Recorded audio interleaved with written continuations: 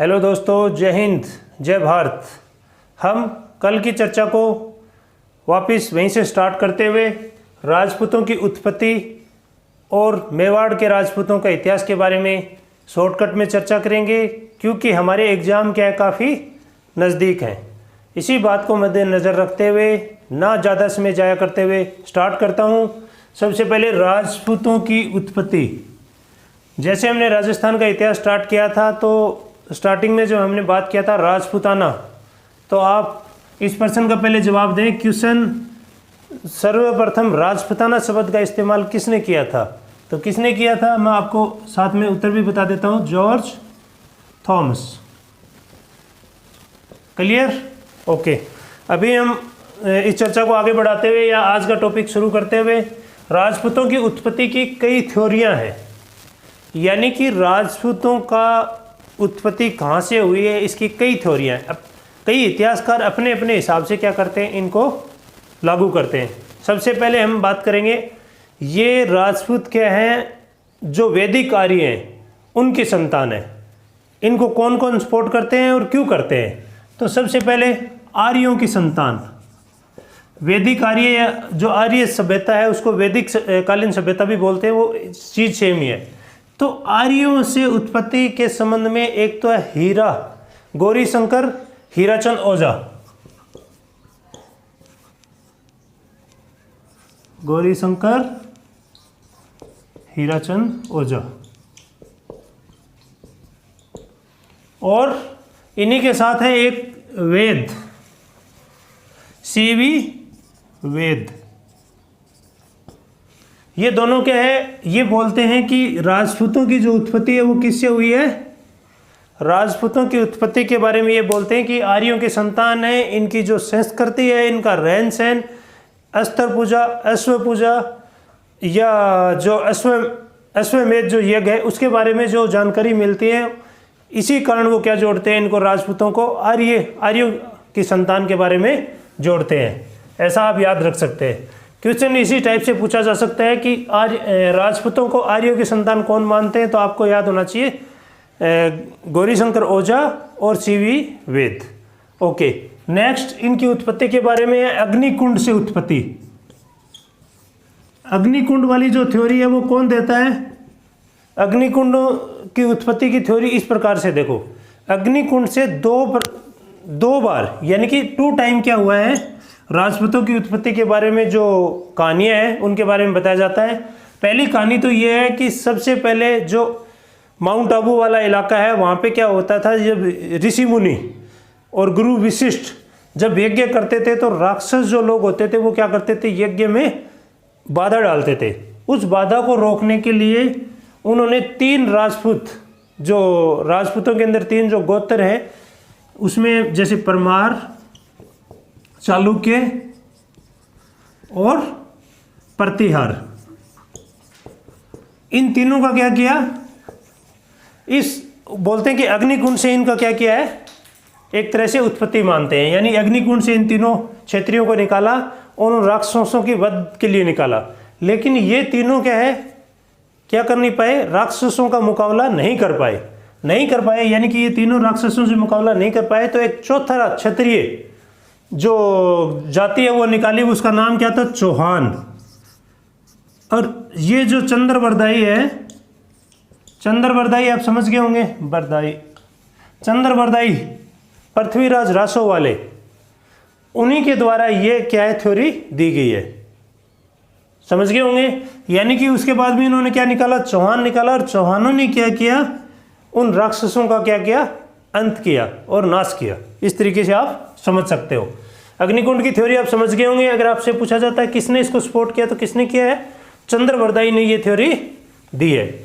Okay, next जो theory है विदेशी, यानी राजपूतों को क्या मानते हैं, विदेशी कौन कौन मानते हैं। एक तो जैसे टॉड और एक है एवी स्मिथ। तो टॉड और एवी स्मिथ पहले से ये दोनों इतिहासकार हैं। ये क्या है, राजपूतों को विदेशी मानते हैं। इस तरीके से याद रखो, जो विदेशी है वो विदेशी ही मानेंगे। ठीक है, तो मानते कैसे, ये बोलते हैं कि टोड बोलते हैं कि इनके जो रहन सहन और इनकी जो संस्कृति है किससे मिलती है? शक और सिंथियन। सिंथियन एक जाति थी जिन्होंने मध्यकाल के अंदर क्या किया है? भारत के ऊपर हमला किया था और उन्होंने क्या किया? इस इलाके में कब्जा कर लिया। तो इनके साथ में क्या करते हैं? इनके रहन सहन और इनकी संस्कृति मिलती है, इसीलिए ये क्या हो सकते हैं? शक और सिंथियन जाति के यानी कि राजपूतों की उत्पत्ति किससे? इनसे राजस्थान में या भारत में हुई है, यह आप मान सकते हो।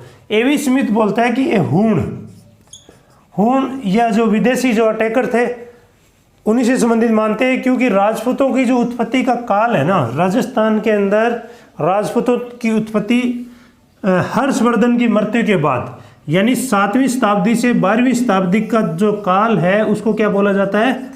राजपूत काल बोला जाता है राजस्थान के अंदर। ये जो राजपूत काल है तो इससे ये थ्योरी सेट भी होती है। क्यों? क्योंकि ये जो हमला होता है हर्षवर्धन के काल में या गुप्तों के समय पे क्या होते हैं? इन जातियों के क्या होते हैं? ये शक, सिंथियन, हूण और भी कुछ जातियां आती हैं इस टाइम पे। ये सब के जो हमले होते हैं वो किस काल में होते हैं? इसी काल में होते हैं। और राजपूतों की जो संस्कृति है, जो रहन सहन है, जो आचार व्यवहार है, या जो जैसी शक्ल इनकी बताई जाती है, जैसे लंबा चौड़ा फेस, उसके बाद बड़े कान, इस टाइप की जो चीज़ें बताई जाती है उससे कुछ मैच होते हैं। इसीलिए क्या होता है? ये हिस्टोरियन क्या करते हैं? इनको राजपूतों को विदेशी संतान मानते हैं। ओके, नेक्स्ट थ्योरी आप समझ पा रहे होंगे। सबसे पहले हमने आर्यों से संबंधित बात की, उसके बाद अग्निकुंड से संबंधित बात की, उसके बाद में हमने क्या किया है? विदेशियों से संबंधित बात की है। अभी थोड़ा सा और आगे बढ़ते हैं तो हम ब्राह्मण यानी राजपूतों को ब्राह्मणों से संबंधित कौन कौन मानते हैं? तो राजपूतों को ब्राह्मणों से संबंधित मानने वाला एक तो होगा आपका भंडारकर और नेणसी। ये दोनों क्या है? इनको राजपूतों को क्या मानते हैं? ब्राह्मणों से उत्पत्ति मानते हैं। यानी कि ये ब्राह्मणों की पुत्र थी, लेकिन ब्राह्मणों की एक शाखा जो क्या करती है? क्षत्रिय का काम करती है, और एक शाखा जो कि यानी कि वेदों की पढ़ाई से संबंधित कार्य करती है। इसीलिए क्या है? इसको ब्राह्मणों से जोड़ के भी देखा है। लेकिन इसका भी काफी खंडन करते हैं, जैसे कि एक दशरथ शर्मा करके इतिहासकार है, दशरथ शर्मा, स्पेशली ये नाम हमारी जो राजस्थान अध्ययन की जो बुक है उसके अंदर भी ये दिया गया है। दशरथ शर्मा इसको तर्क के साथ क्या करते हैं? खंडन करते हैं, ब्राह्मण वाली थ्योरी का विशेषकर। अब ये आप समझ गए होंगे राजपूतों की उत्पत्ति से संबंधित हमने कुछ जो प्रमाण है या जो चली आई कहानियां हैं उनके बारे में हमने चर्चा की है। राजपूत अपने आप को कोई सूर्यवंशी बोलता है, कोई अग्निवंशी बोलता है, तो हमारे को इन विवादों में नहीं पड़ना चाहिए। हमारे को इससे यही सीख मिलती है कि चाहे राजपूत कहीं से भी आए हों, लेकिन हमारे जो परीक्षा के या जो हमारे एग्जाम की दृष्टि से क्या महत्वपूर्ण हो सकता है वो मैंने आपको बता दिया है। नेक्स्ट, उसके बाद में हम लेते हैं सबसे राजपूतों का एक गौरवशाली इतिहास जो कि मेवाड़ से जुड़ा हुआ है। मेवाड़ के राजपूत कहाँ से आए? उनकी उत्पत्ति कैसे हुई? इनकी उत्पत्ति की भी कुछ थ्योरियां हैं, जैसे कर्नल टोड इनको बोलते हैं कि ये क्या है? वल्लभी कहाँ पे था? वल्लभी गुजरात। यानी कि कर्नल टोड इनको वल्लभी गुजरात से संबंधित मानते हैं। अबुल फजल, आपने नाम सुना होगा, अबुल फजल इनको क्या मानते हैं? ईरान से संबंधित मानते हैं।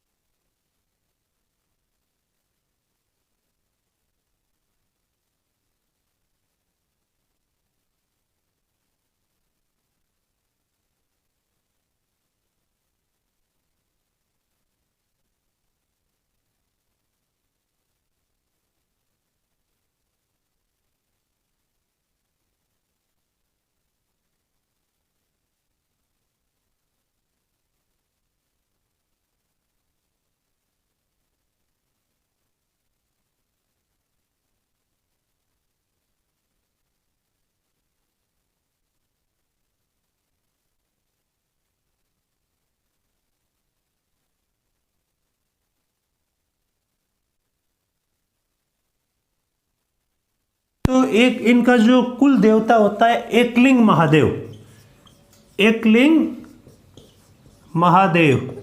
महादेव का जो मंदिर है कैलाशपुरी के अंदर, उसका निर्माण किसने कराया? बप्पा रावल ने करवाया। बप्पा रावल इनका क्या था? शक्तिशाली शासक था। और बप्पा रावल ने ही क्या किया? राजा मानमोरी से क्या है? चित्तौड़गढ़ छीना था।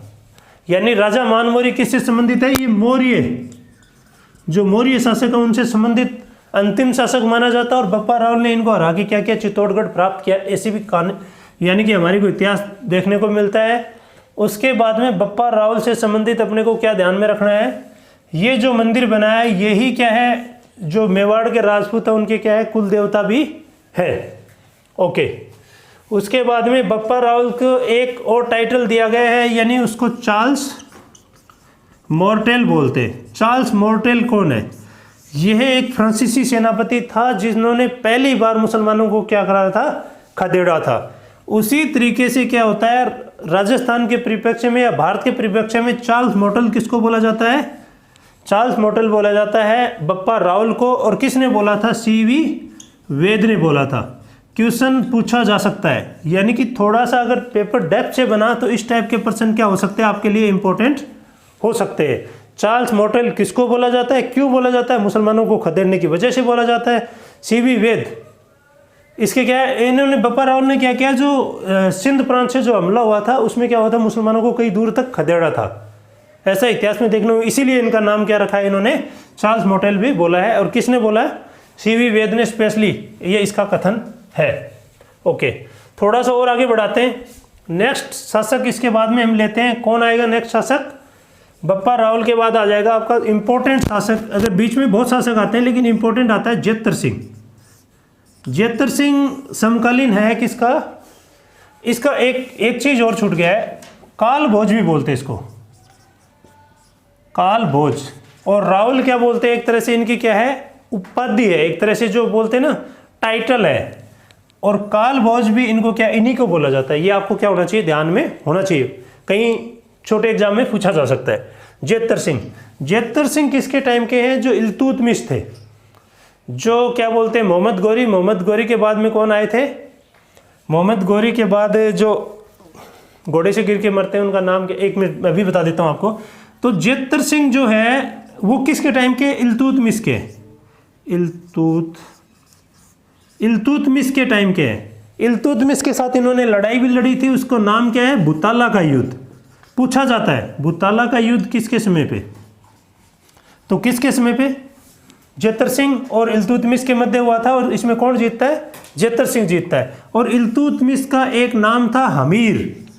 अभी राजस्थान के इतिहास में हमीर का नाम बहुत इंपॉर्टेंट है। हमीर एक तरह से ये बोल सकते हो, नाम देखो ऐसे चलते हैं नाम, जैसे आज भी हम अजय रखते हैं, पृथ्वीराज रखते हैं। क्यों रखते हैं? क्योंकि उनका नाम इतिहास में क्या है? काफी। तो अभी हम बात कर रहे थे जैसे कि बुताला का युद्ध आपसे पूछा जाता है तो जेतर सिंह से रिलेटेड करना आपने। इल्तुतमिश के साथ लड़ा गया था। इल्तुतमिश का सेकंड नाम क्या है? इनको क्या बोला है? हमीर भी बोलते हैं। उसके बाद में आपको एक चीज़ और ध्यान रखनी है, ये जो शासन इल्तुतमिश से पहले कौन आते हैं? कुतुबुद्दीन ऐबक आते हैं, जिसको मोहम्मद गौरी क्या करता है? बैठा के यहाँ पे हिंदुस्तान का शासन दे के जाता है। पृथ्वीराज चौहान को हराने के बाद में जो शासन किसको मिलता है? कुतुबुद्दीन ऐबक को, जिसने 2.5 दिन का झोपड़े का निर्माण भी कराया था। ओके, अभी थोड़ा सा और आगे ले चलता हूँ जेतर सिंह से। और आपसे क्या पूछा जा सकता है? जेतर सिंह एक प्रतापी शासक था। ये समझो कि जेतर सिंह भी क्या है? मेवाड़ के इतिहास में एक विशेष स्थान रखता है। और कुछ इतिहासकारों ने इसको क्या काफी यानी कि महत्व दिया है। इसके बाद में आप देखेंगे हमीर मर्दन। ओके, एक चीज और देखें, ये जो जिक्र है ना हमीर मर्दन मद मर्दन, हमीर मद मर्दन, ये जो ग्रंथ है किसका है? ये जयसिंह का है। पूछा जा सकता है, इंपॉर्टेंट है। और इसी ग्रंथ के अंदर क्या है? हमीर मद मर्दन ग्रंथ के अंदर ये किसका जिक्र हुआ है? बुताला का युद्ध का जिक्र, बुताला के युद्ध का जिक्र हुआ है। क्योंकि देखो इतिहास के अंदर आजकल क्या पैटर्न चल रहा है? आजकल इतिहास के अंदर आपसे ज़्यादा युद्धों की और कौन प्रतापी था ऐसा नहीं, जो इतिहासकार है, जो साहित्यकार है, प्राचीन जो साहित्य लिखते थे, कवि थे, लेखक थे, या जिनसे हमारे को कुछ प्राचीन इतिहास से सीखने को मिलता है। जैसे अमीर खुसरो के बारे में क्वेश्चन पूछा जाएगा, जैसे कि चंद्रवरदाई के बारे में क्वेश्चन पूछा जाएगा, श्यामल दास के बारे में प्रश्न पूछा जाएगा, विजयजान देथा के बारे में क्वेश्चन पूछा जाएगा। ये यानी कि ये एक पैटर्न है। इस पैटर्न को पकड़ने के आपने क्या करना है, इसी पैटर्न को चलते हुए मैं क्या कर रहा हूं आपको, जय सिंह भूताला का युद्ध, जैसे चंद्रवरदाई का अभी आपको मैंने बताया था पृथ्वीराज रासो, जैसे अभी आगे आगे आएंगे तो आपको मैं बताता रहूंगा। ये प्रश्न ज्यादा पूछे जाते हैं, तो आपको क्या करना है, फोकस इन पे करना है। एरिया होता है पेपर के अंदर, क्या होता है, एक एरिया होता है। आप बोलोगे महाराणा प्रताप ने ऐसे लड़ाई की, ऐसे लड़ाई की, नहीं पूछा जाए। प्रश्न क्या पूछा जाएगा, यानी कि जो हल्दी घाटी का युद्ध हुआ है उसको थर्मोपोली बोलते हैं,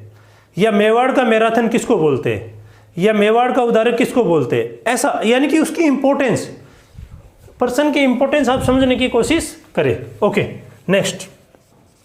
उसके बाद में अगर आप जेतर सिंह की बात देखते हो तो एक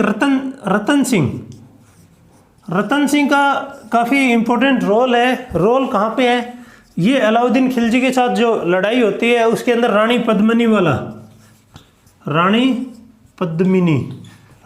पद्मिनी वाली जो कहानी है उसके लिए ये क्या होता है, एक विशेषकर इंपॉर्टेंट हो जाता है। और राजस्थान के अंदर कुछ एक क्या है, दो व्यक्तियों के ग्रुप हैं जो कि बहुत ही बहादुर हैं। जैसे कि आप यहाँ पे देख सकते हो, गोरा और बादल किसके सेनापति या किसके लड़ाके थे, रतन सिंह के थे। इन्होंने क्या लास्ट दम तक लड़ा और उसके बाद में 1600 जो महिलाओं के साथ में क्या किया, रानी पद्मिनी ने क्या किया, जोहर किया।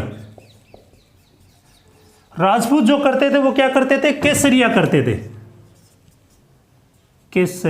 केसरिया का मतलब है जब राजपूत सर के ऊपर केसरिया साफा बांधकर लड़ाई के लिए लास्ट मोमेंट, जब मरने वाली कंडीशन आती थी तब क्या करते थे, हमला करते थे, उसको बोलते थे केसरिया। और जौहर क्या होते थे, जब राजा हार जाता था केसरिया करने के बाद में, तो महिलाएं क्या करती थी, अपनी आत्महत्या के लिए प्रयास करती थी। जैसे पानी में जल जौहर, उसके बाद में अग्नि जौहर, इस टाइप के जौहर करती थी, यानी अग्निकुंड वगैरह में कूद जाना। समझ गए होंगे आप। थोड़ा सा और आगे बढ़ाता हूँ अभी क्लास को। रतन सिंह के बारे में और आपसे क्या पूछा जा सकता है, एक आप ये सोचो, अमीर खुसरो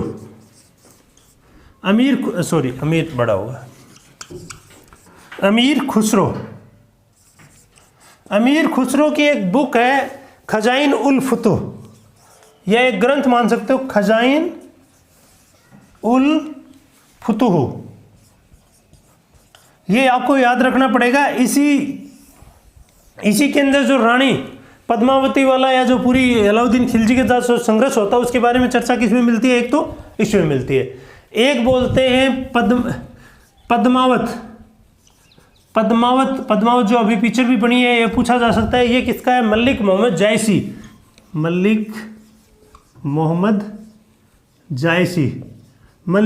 जायसी की जो एक ग्रंथ यानी कि एक कृति है पद्मावत। उसी में क्या हुआ है, ये जो पद्मावत फिल्म बनी है उसमें जो जिस प्रकार से लिखा उसी के ऊपर क्या बनी है। लेकिन मलिक मोहम्मद जायसी क्या है, काफ़ी बाद के साहित्यकार है, यानी 1520 के आसपास इनका क्या है, जीवन काल रहता है। लेकिन ये जो अमीर खुसरो है ये इन्हीं के समय के होते हैं। उसके बाद में आप एक और देख सकते हैं, और इसके बारे में कौन बताते हैं। ओके, इतना तो आपको कम से कम ध्यान रहना चाहिए। अभी मैं एक चीज़ और इसमें कुछ, यानी एक और इस लड़ाई के बारे में कहाँ से अपने को सूचना मिलती है, ये अमीर खुसरो, और ये तो आपको क्लियर हो गया। ओके, नेक्स्ट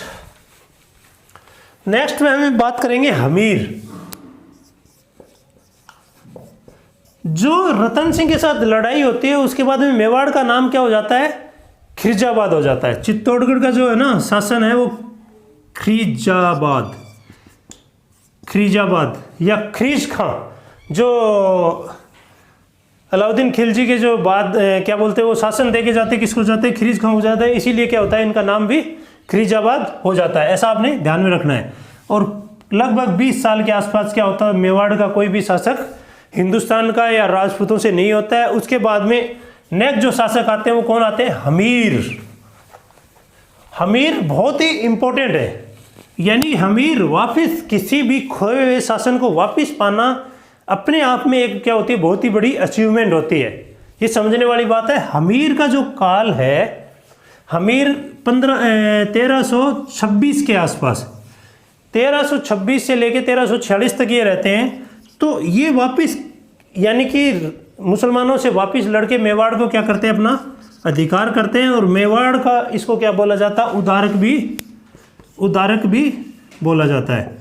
मेवाड़ का उदारक किसको बोला जाता है, हमीर को बोला जाता है। क्यों? क्योंकि दोबारा से मेवाड़ को पुनः प्राप्त किया, तो बहुत बड़ी बात है। इसके कुछ एक और टाइटल है, इसका एक टाइटल है विषम घाटी पंचानन।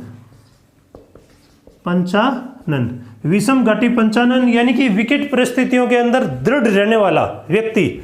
और ये अपने आप में हमीर क्या है, एक बहुत ही इंपॉर्टेंट फिगर है। यानी राजस्थान के मेवाड़ के इतिहास में हमीर का क्या है, एक बहुत ही ऊंचा दर्जा आप मान सकते हो। ओके, हमीर हट क्या है, एक बहुत ही राजस्थान के अंदर बोला जाता है हमीर जैसी किसी की हट नहीं। और हमीर क्या होता है, अलाउद्दीन खिलजी के साथ में लड़ता हुआ अपने पुत्रों के साथ क्या हो जाता है, समाप्त हो जाता है। लेकिन वो अपने पास आए हुए व्यक्ति को क्या करता है, हमेशा क्या देता है, शरण देता है। इस टाइप का हमीर का रोल है। उसके बाद में हम देखेंगे, क्योंकि अभी रिवीजन क्लास है तो हम ज़्यादा डिटेल में नहीं जा रहे हैं। लाखा, हमीर के बाद कौन आते हैं, लाखा एक इम्पोर्टेंट मेवाड़ के रूलर आते हैं जो क्या करते हैं। लाखा, पहले तो ये देखो आप, लाखा के टाइम पे एक तो वो चांदी वाली जावर की जो चांदी की खान मिलती है वो किसके टाइम पे मिलती है, लाखा के टाइम पे मिलती है। और लाखा की जो शादी होती है वो किससे होती है, हंसाबाई से होती है। और इसके बाद में आप देखें, हंसाबाई का पुत्र होता है मोकल, और लाखा का एक पुत्र होता है चूड़ा को क्या बोलते हैं, राजस्थान के अंदर चूड़ा का एक और नाम है जिसको बोलते हैं विषम पितामह।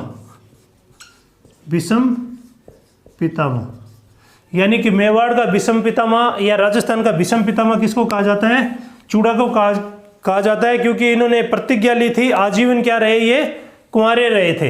ये एक कहानी है, आप ऐसा सोचें कि ये जो हंसाबाई है ये किसकी बहन है, रणमल की बहन है।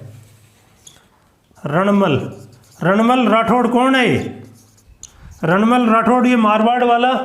ये क्या होता है, वहाँ से मारवाड़ से इसको बेदखल कर दिया जाता है। उसके बाद में ये आता है हंसा, यानी कि लाखा से सेटिंग करता है। लाखा सेटिंग अपनी सिस्टर की शादी करता है। सिस्टर की शादी के बाद एक एग्रीमेंट साइन कराता है। एग्रीमेंट के तहत ये बोलता है कि हंसाबाई का जो पुत्र होगा वो मेवाड़ का क्या बनेगा, नेक्स्ट शासक बनेगा। इसी एग्रीमेंट के तहत क्या होता है, चूड़ा शासक की दौर से क्या हो जाता है, बाहर हो जाता है। और चूड़ा ज़्यादातर अपना जीवन क्या होता है, कष्ट में ही जीता है। और अंत तक क्या करता है, वो मेवाड़ से बाहर भी रहता है। इस टाइप से, यानी कि ये जो लोग हैं लास्ट में क्या करते हैं, चूड़ा पे भरोसा करना क्या कर देते हैं, बंद कर देते हैं। ऐसा आप समझ सकते हैं। तो लाखा की आपने कुछ कहानी देखी, हंसाबाई, जावर, ये आपको दिमाग में रहना चाहिए। नेक्स्ट थोड़ा सा और आगे चले तो मोकल किसका पुत्र, हंसाबाई का पुत्र। इनका कोई लड़ाई के अंदर तो बड़ा रोल नहीं रहता है, लेकिन ये क्या है, एक लाखा के पुत्र होने की वजह से। और दूसरा मोकल के टाइम पे क्या होता है, एक मोकल को जो मारने वाले हैं वो एक इम्पोर्टेंट कभी कभी पूछा जा सकता है, चाचा और मेरा एक पवार के साथ मिलकर क्या करते हैं, किसकी हत्या कर देते हैं, इसकी हत्या कर देते हैं, मोकल की। यानी कि मेवाड़ में भी राजपूतों में क्या होता है, एक दूसरे की हत्या करने का या एक शासक के बच्चों द्वारा हत्या करने का चर्चा काफ़ी एक सीक्वेंस वाइज क्या होता है, क्रम में चलता है। जैसे कि कुंभा को इधर ही बता देता हूँ, कुंभा को मारने वाला कौन है, उसी का पुत्र उद्दा। कुंभा को किसने मारा, तलवार से उद्दा ने मारा। और चाचा मेरा, ये पवारों के साथ मिलकर किसने को मारा, मोकल को मारा था। ऐसा आप समझ सकते हैं। नेक्स्ट, तो अभी हम थोड़ा सा और आगे बढ़ते हैं। और मेवाड़ का सबसे प्रतापी शासक तो महाराणा प्रताप को ही बोलूँगा, लेकिन जो मेवाड़ के जो क्या बोलते हैं विकास, और मेवाड़ में सबसे ज़्यादा जो सभ्यता का जो क्या बोलते हैं दुर्गों का, या फिर जो मेवाड़ को विकसित रूप देने के लिए सबसे ज़्यादा बड़ा रोल किसका आता है, कुंभा का।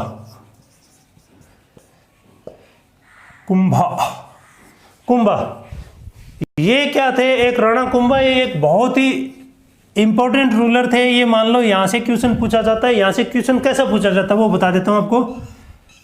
एक तो इसका पूछा जाता है सारंगपुर,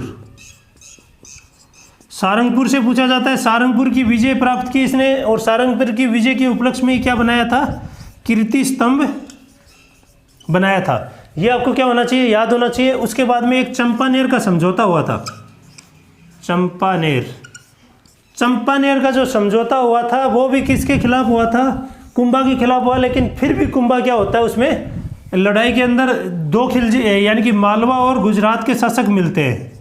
और चंपानेर का ये मैं आपको बता ही देता हूँ क्योंकि ये क्वेश्चन पूछा जा सकता है। तो मालवा और गुजरात के शासक मिलकर चंपानेर का समझौता करते हैं, कुंभा पे हमला करते हैं, लेकिन फिर भी क्या होता है, कुंभा इसके अंदर सफल होता है। आप इस तरीके से समझो। नेक्स्ट, इसमें आपसे सारंगपुर बता दिया, चंपानेर बता दिया, कीर्ति स्तंभ बता दिया, कीर्ति प्रतिष्ठिति। इसके बाद में मैं आपको बताता हूँ, हाँ ओके। तो इसके बाद आप ये देखें कि तीन चीजें और जो कि इंपॉर्टेंट है और यहाँ से ज़्यादा प्रश्न पूछा जाता था। एक तो कान्हा व्यास, कान्हा व्यास, और एक है इनका शिल्पी मंडन, मंडन, और एक यहाँ से पूछा जाता है आपका शिल्पी मंडन हो गया, और दूसरा आपसे पूछा जाएगा अत्रि और महेश वाला, अत्रि और महेश। क्योंकि जहाँ से हमारे को ये मिलता है ना इतिहास, वो इंपॉर्टेंट हो जाता है। कान्हा व्यास का क्या है, एकलिंग महात्म्य, एक लिंग महात्म्य, एकलिंग महात्म्य जो ग्रंथ है उसकी रचना कौन करता है, कान्हा व्यास करता है। और इसके अंदर मेवाड़ के इतिहास के बारे में काफ़ी हमारे को क्या मिलती है, जानकारी मिलती है, इसलिए क्या हो जाता है, वो इंपॉर्टेंट हो जाता है। उसके बाद में शिल्पी मंडन, शिल्पी मंडन क्या करता है, ये जो कीर्ति स्तंभ है इसके निर्माण में क्या करता है, मुख्य रोल निभाता है। जेत्ता और पुंजा भी हैं लेकिन ये मुख्य रोल निभाता है, इसलिए क्या होता है, इसका नाम भी क्या हो जाता है, इंपॉर्टेंट हो जाता है। उसके बाद में अत्रि और महेश, अत्रि और महेश इसलिए इंपॉर्टेंट हो जाते हैं, इन्होंने क्या है, कीर्ति स्तंभ के ऊपर एक प्रशस्ति लिखी हुई है, कीर्ति स्तंभ, उसका नाम भी कीर्ति स्तंभ प्रशस्ति है। यानी कि मेवाड़ के शासन के बारे में जानने के लिए एक इंपॉर्टेंट प्रशंसा पत्र है, प्रशस्ति है, कीर्ति स्तंभ प्रशस्ति। इसके बारे में कौन है, अत्रि और महेश।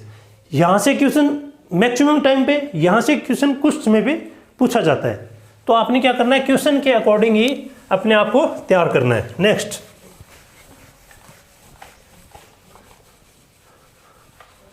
प्रिया इसको पानी में भिगो के लाना एक बार। ओके, इसके बाद में हम बात करेंगे, ये देखो एक मैं आपको एक ट्रिक बताता हूं। अभी कई बच्चे क्या करते हैं, महाराणा कुंभा के टाइटल पढ़ते रहते हैं, पढ़ते रहते हैं। तो क्या होता है, महाराणा जो सांगा है ना, सांगा एक इंपॉर्टेंट रूलर आते हैं किसके बाद में, कुंभा के बाद में। पानी से भिगो के लाओ इसको। तो जो सांगा है ना, सांगा के बीच में रायमल आते हैं, लेकिन उनका इंपॉर्टेंट रोल ये सिर्फ राणा सांगा के पिताजी हैं, इसीलिए क्या होता है, थोड़ा सा इनका नाम आता है। बाकी इंपॉर्टेंट ये है, राणा सांगा है। राणा सांगा को हिंदू पत बोलते हैं, हिंदू पत। ये पहले बता रहा हूं मैं आपको, क्यों बता रहा हूं अभी देखना आप। ये हिंदू पत का जो टाइटल है वो किसको बोला जाता है, महाराणा सांगा को बोला जाता है। उसके बाद जितने भी बच जाते हैं, जैसे हिंदू सुल्तान, अभिनव भारताचार्य, उसके बाद में हाल गुरु, राजगुरु, भारताचार्य, जितने भी आपको लगते हैं मोटे मोटे टाइटल है वो सब किसके हैं, कुंभा के। यानी कि उसके बाद जितने भी जो टाइटल है वो सब किसको दिए हुए, कुंभा को दिए हुए। ये आपको ध्यान में रखना, एक ट्रिक है।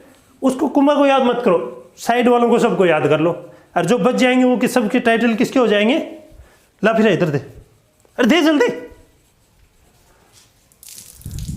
तो अभी आपने देखा कि मैं आपको एक चीज बता रहा था ट्रिक के तहत कि आपको क्या करना है, कुंभा को याद मत करो, क्योंकि कुंभा के पास बहुत टाइटल है। यानी कि उसके जो कई ग्रंथ भी हैं उनके बारे में भी देख लो एक बार। संगीत राज, संगीत मीमांसा, सूंड प्रबंध, इस टाइप के ग्रंथ भी क्या है, इनके हैं।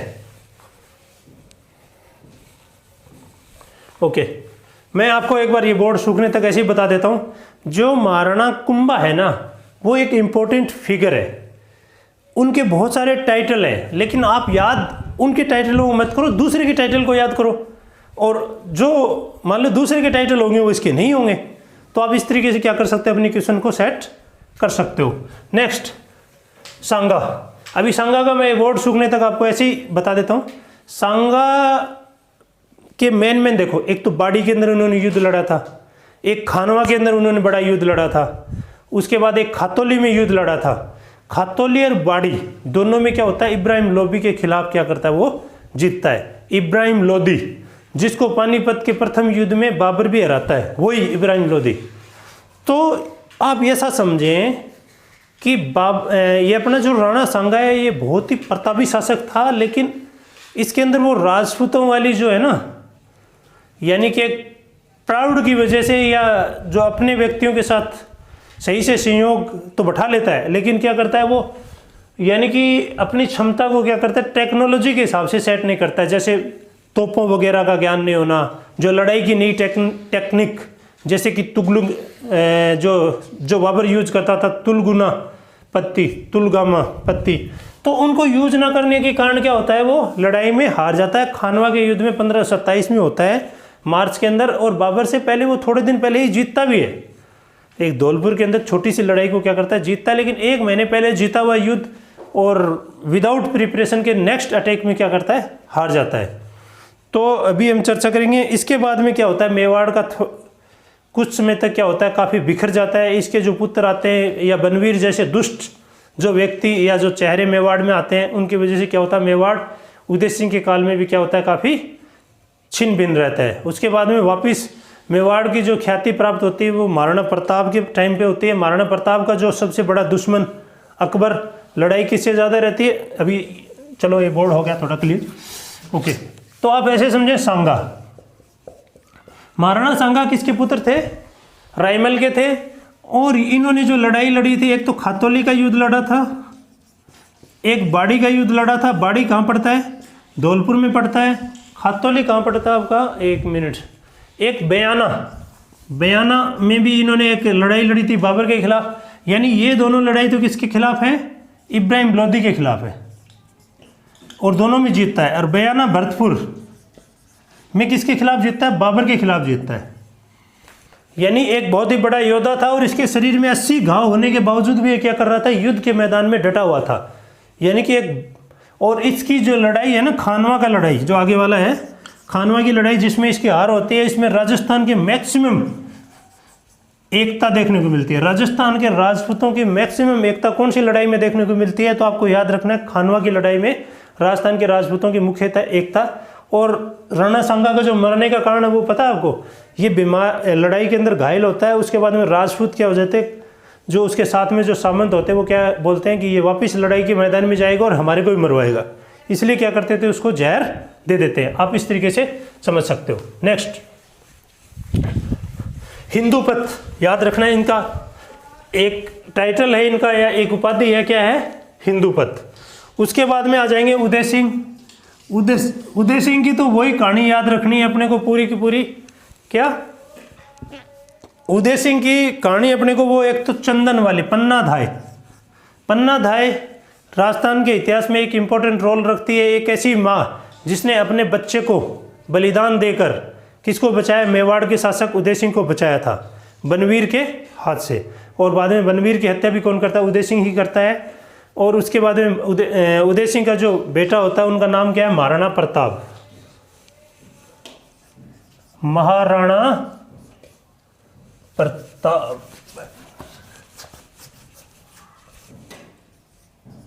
महाराणा प्रताप, यानी कि इन्होंने जितना अकबर से संघर्ष किया वो कोई भी राजपूत शासक नहीं कर सकता।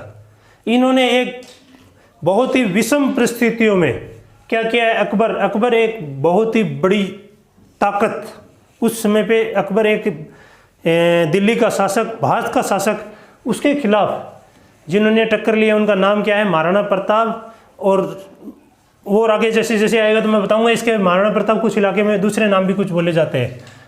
तो महाराणा प्रताप को आपको ये समझने की 2 लड़ाइयाँ मेन इंपॉर्टेंट इसकी ध्यान में रखनी है आपको। कौन कौन सी, एक तो रखनी हल्दी घाटी के दूसरे नाम खमनोर की लड़ाई भी बोलते हैं इसको, खमनोर, क्योंकि वो पहाड़ियाँ हैं उनको खमनोर बोलते हैं। उसके बाद में गोगुंदा का युद्ध भी बोलते हैं, गोगुंदा का युद्ध, और इसको थर्मोपली भी बोलते हैं, थर्मोपली। ठीक है, ये आपको ध्यान में रखना है। सब हल्दी घाटी के 1576 वाली जो लड़ाई है जून के अंदर 18 जून को, इस 18 जून या कई किताबों में ये क्या मिलता है आपको 21 जून भी मिलता है। आपको डिस्टर्ब होने की जरूरत नहीं है, 18 या 21 में से एक ही मिलेगा, तो आपको क्या करना है, टिक करना है। तो उसके बाद में ये हल्दी घाटी के जो ये नाम है आपको याद रखना है। खमनोर का युद्ध आएगा तो भी यही है, गोगुंदा का युद्ध आएगा तो भी यही है, और थर्मोपली यानी मेवाड़ का थर्मोपली किसको कहा जाता है, तो इसको कहा जाता है। उसके बाद है दिवेर। दिवेर का युद्ध क्या था, एक मेवाड़ के अंदर मुसलमानों की एक चौकी थी, उसको क्या किया, महाराणा प्रताप पार्टी ने क्या किया, अटैक किया और उसको क्या किया, समाप्त किया। यानी इनको सबको समाप्त करने के बाद में इसको क्या बोलते हैं, मेवाड़ का मैराथन, और मेवाड़ का मैराथन भी इसको क्या करते हैं, कहते हैं।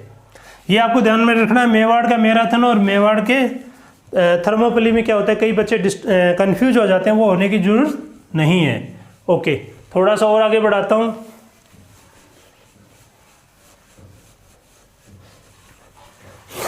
जो ये छोटी एग्जाम में पूछा जाता है कि जो हल्दी घाटी की लड़ाई है उसके अंदर जो जब महाराणा प्रताप युद्ध का मैदान छोड़ते हैं तो उस समय पे उनका जो छता है, जो उनका जो क्या बोलते हैं निशान है, उसको कौन यूज करता है या कौन उसको कैरी करता है, तो कौन करता है उसको कैरी, झाला बिद्दा। ये ध्यान रखना चाहिए आपको, बिद्दा। और उनके घोड़े का नाम क्या होता है, उनके घोड़े का नाम प्रताप के घोड़े का नाम चेतक, और हाथी का नाम क्या होता है, राम प्रसाद। ये छोटे एग्जाम में पूछे जाते हैं, यानी कि हाथी का नाम राम प्रसाद, घोड़े का नाम चेतक, उनके जो निशान यूज करने वाला उसका नाम बिद्दा। और यानी कि ये समझो आपके जो ये हल्दी घाटी की लड़ाई है उसमें राजपूत काफ़ी बड़ी तादाद में किसकी तरफ लड़ रहे थे, अकबर की तरफ से लड़ रहे थे। एग्जाम्पल के तौर पे आप देख सकते हो, जो महाराणा प्रताप के जो खिलाफ सेना थी, जगन्नाथ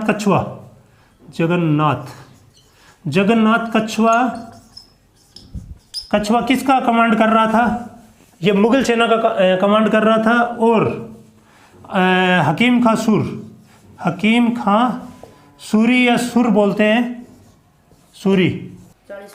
तो अभी मैं बोला था हकीम खां सूरी किसका सेनापति था या किसकी, हरावल सेना की कमांड कौन, हरावल यानी कि आगे वाला जो मोर्चा होता है उसमें सेना का जो भाग होता है उसको हरावल बोलते हैं। इसकी ये प्रताप वाला है।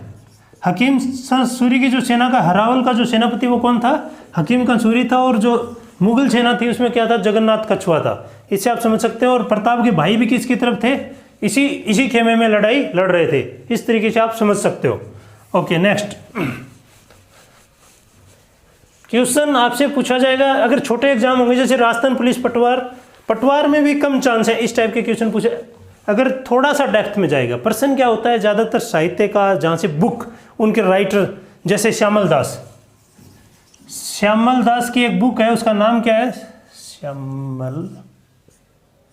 श्यामल दास की एक बुक है वीर विनोद, जो मेवाड़ के इतिहास से संबंधित है। ये आपको क्या करना है, ध्यान में रखना है। श्यामल दास की जो बुक है उसका भी आपको, जैसे मैं जयसिंह की बताया था आपको, हमीर मर्दन, हमीर हट, ये सब बताऊंगा मैं आपको। धीरे धीरे आपको क्या करेंगे, सारा कुछ कवर करवा देंगे। जैसे अभी एक चीज़ और बता देता हूँ बीच में, कुछ मैं आपको बोल रहा था, दो व्यक्ति हैं जो बहुत ही बहादुर थे, राजस्थान के इतिहास में क्या थे, काफ़ी बहादुर थे। जैसे कि एक तो मैंने आपको बता दिया आज, गोरा और बादल। एक बता देता हूँ अल्लाह और रुदल किसके हैं, चंदेल शासक, पृथ्वीराज चौहान के टाइम पे, पृथ्वीराज चौहान के खिलाफ लड़ रहे थे अल्लाह और रुदल, ये मान लो आप। गोरा और बादल रतन सिंह के हो गए, रतन सिंह के। उसके बाद में आप जयमल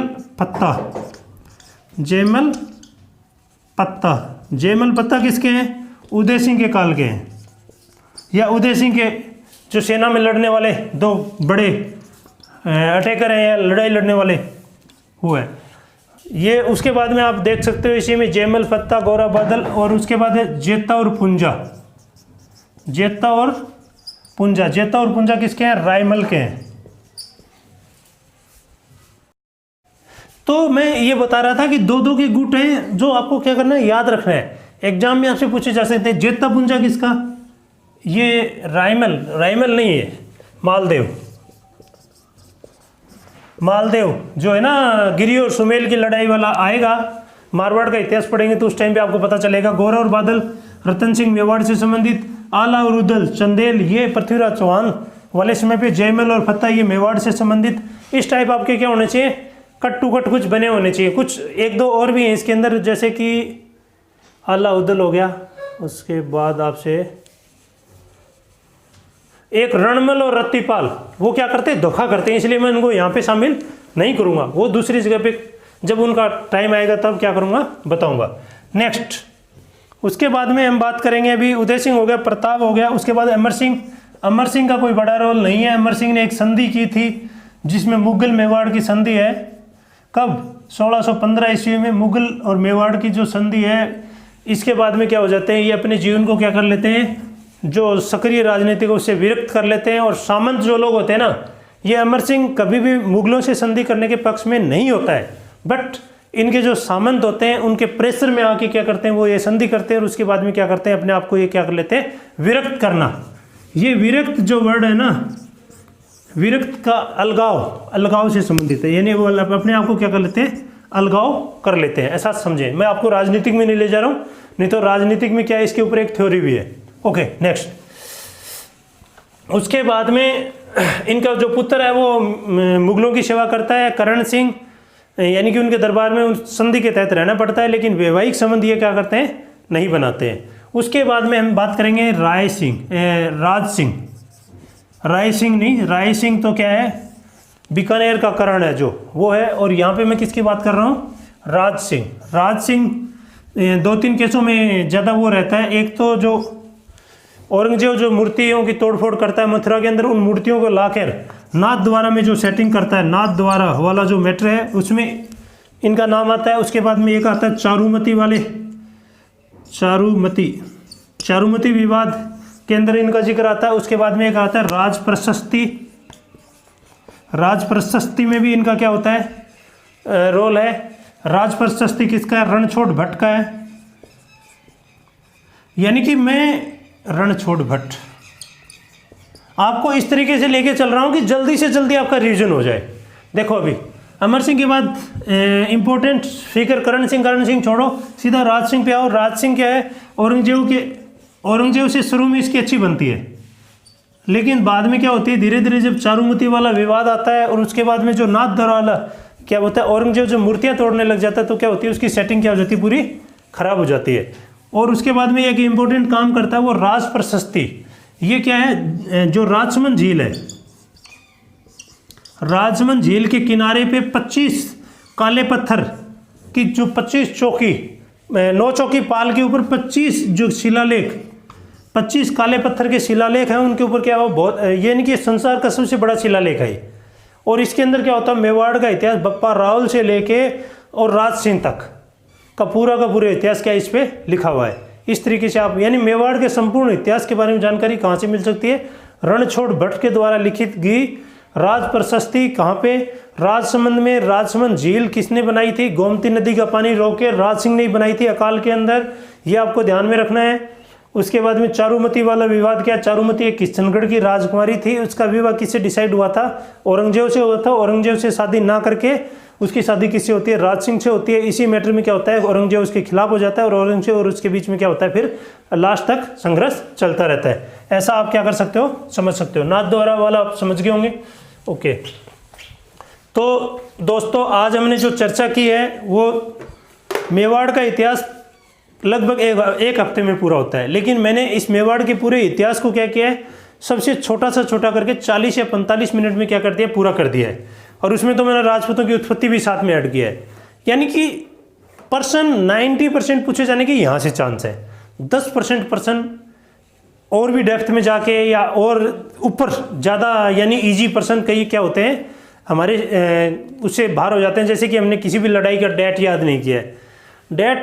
डेट याद करना एक अच्छे जो स्टूडेंट होते हैं उसकी काबिलियत में नहीं होती है, क्योंकि एक व्यापक समझ होनी चाहिए। यानी इतिहास के अंदर हमारे वो डेट से क्या मिलता है, डेट तो हम इसलिए याद करते हैं कि हम इंटरकनेक्टेड कर पाएँ कि अकबर का समकालीन कौन था, औरंगजेब का समकालीन कौन था। इस तरीके से सिर्फ इंटरलिंक के लिए डेट होती हैं, बाकी डेट का इतना अहमियत नहीं होता है। अहमियत किसका होता है, या तो कोई ग्रंथ होता है, साहित्य होता है, शिलालेख होता है, इनका क्या होता है हमारे आज के इतिहास में क्या होता है, महत्व होता है। तो आज हमने पढ़ा राजपूतों की उत्पत्ति, उसके बाद में मेवाड़ का मोटा मोटा एक बार और रिवीजन कराता हूँ आपको। सबसे पहले हमने देखा गुहिल, गुहादित्य, उसके यानी गुहादित्य से ही गुहिल वंश नाम पड़ा है। और उसके बाद में सिसोदिया वंश कहाँ से होता है, राणा हमीर से होता है। जैतर सिंह का एक युद्ध देखा हमने, भूताला का युद्ध। उसके बाद में राणा सांगा, राणा कुंभा, सब हमने क्या किया है, इसको कवर किया है। तो आपको क्या करना है, एक सिस्टम बना के रखना है, यानी कि गुहादित्य, उसके बाद में बप्पा रावल, बप्पा रावल के बाद में कौन आता है आपका, बप्पा रावल के बाद में इंपॉर्टेंट जैतर सिंह, जैतर सिंह के बाद रतन सिंह, रतन सिंह के बाद अमीर, अमीर के बाद मोकल, मोकल लाखा, लाखा के बाद मोकल, मोकल के बाद कुंभा, कुंभा के बाद सांगा, और सांगा के बाद में क्या आता है आपका उदय सिंह, उदय सिंह के बाद प्रताप, प्रताप के बाद अमर सिंह, अमर सिंह के बाद में कौन आता है, मेन इंपॉर्टेंट फिगर अगर देखें तो राज सिंह। ये ही क्या है, मेवाड़ के इतिहास को क्या करते हैं, जो बोलते हैं ना राजस्थान के इतिहास का सबसे इंपॉर्टेंट पार्ट कौन है, मेवाड़ के राजपूत। तो इसीलिए इनको बोलते हैं। ओके, जय हिंद, नेक्स्ट लेक्चर जल्दी।